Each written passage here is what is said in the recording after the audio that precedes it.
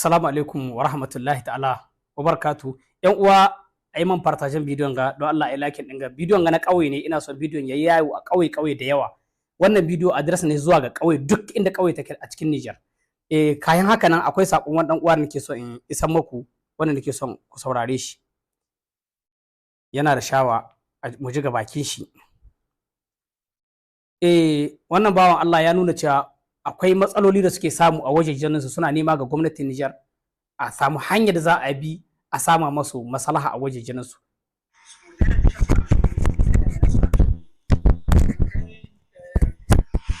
Garin da nake suna addu'a suka amshi miliyan, wanda suka amshi miliyan guda. Kana shi na dan duri suka amshi miliyan biyu. Mutai marake suka amshi miliyan biyu. Mutai shiga suka amshi miliyan biyu. Mutai ambagura suka amshi miliyan biyu. Kana saurari da kyau. Yanzu sai mu je kankanci inda suka amshi miliyan guda. Mu je jagorani inda suka amshi miliyan biyu. Mu je musuruti inda suka amshi miliyan biyu. Mu je wani gari ake ce ma Labi mai iko, sunan da aka ce ma Labi mai iko aka amshi miliyan guda. Kana shi na sai mu So dan uwa akwai shi irin abin da bawan Allah ya kai, karuwan suna da yawa. Ina da dan manin kowa ya san kowane waje ne waje canan gade faɗi. To alhamdulillah ni ma za ni yi nau ƙarin bayani a cikin haka nan. Allah ubangiji ya sa gwamnati ta shiya, kuma Allah ubangiji ya sa gwamnati ta ba su ɗauki irin yadda suka nema. Alhamdulillah bayan haka nan yan uwa mu ma muna da namu lahi a ciki. Menene lahin mu nake so in faɗi? Mu san da cewa rezo so ne yau. Yanda kaka iya ka shiga, ina iya in shiga, dan ta'adda ma yana iya shiga. Kowa yana cikin rezo so yau. Yan ta'adda ba na gadaji ɗaya bane a yan ta'adda, akwai na cikin gida. Muna da su. Tunda yau me zani baku misali zani baku.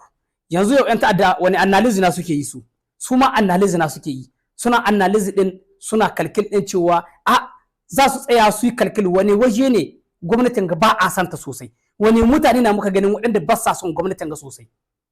Idan suka yi wannan kalkil suka gani kai waje kaza muna ganin gwamnatin ga ba ta da masoya da yawa, sai su kutsa wajen nan.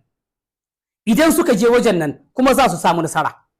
Me yasa za su samu nasara? Saboda idan suka je za su isko waɗanda ba sa son gwamnatin, biyan su waɗanda gwamnatin ba su kiyauta watsi ba.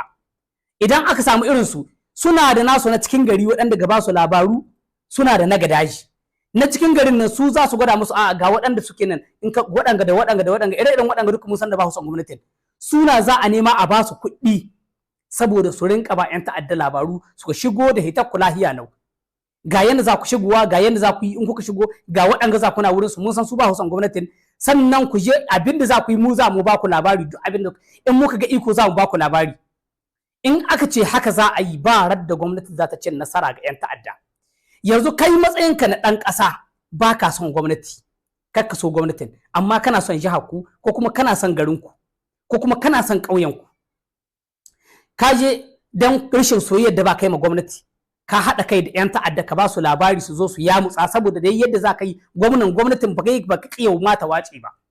To idan ka yi wannan hanyar, kaga kai ka haɗa kai da 'yan ta'adda, ka jayo ma jiha, ka jayo ma karkarar ku abinda ba za ka iya maganin shi ba kai tsaye.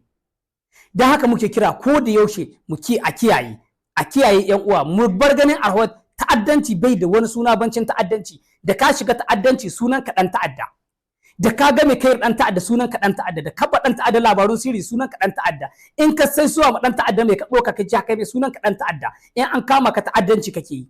Wallahi tallahi 'yan uwa sai mun kiyaye. Jama'a gwamnatin Niger tana ruwa tana tsayi yadda za ta yi ta gani cewa ta kawo zaman lahiya kowane reto. Kar mu dan mani cewa wai gwamnati tana bambanci, wallahi wanda ya sa haka a rayuwa ta bai yi ma gwamnati adalci ba. Lalle gwamnati ba ta iya kamar yadda kuka dan manin nan, ba ta iya ta san komai aka yi cikin rezo, komai aka yi a kauye kowane kauye sai ta san da shi kai tsaye bai yiwa. Dole sai da waɗanga labarun da muke badawa, sai da ire-iren su gwamnati za ta san abubuwan da aka yi wani waje, saboda akwai waɗansu manyan masu ba a kai musu labarin su jiya balle su san matakin da za su ɗauka. Wasu suna ganin cewa da mun bar labarin nan 'yan ta'adda suka jiya za su zo su kashe mu, sai haga labarin ma ana majin wai hidda shi. To saboda haka waɗannan bidiyo kai mu ga irin waɗannan muka bada su, kuma muka isa wannan sakon saboda mun san abubuwan da ke faruwa. Kenan 'yan uwa mu kiyaye. Salam.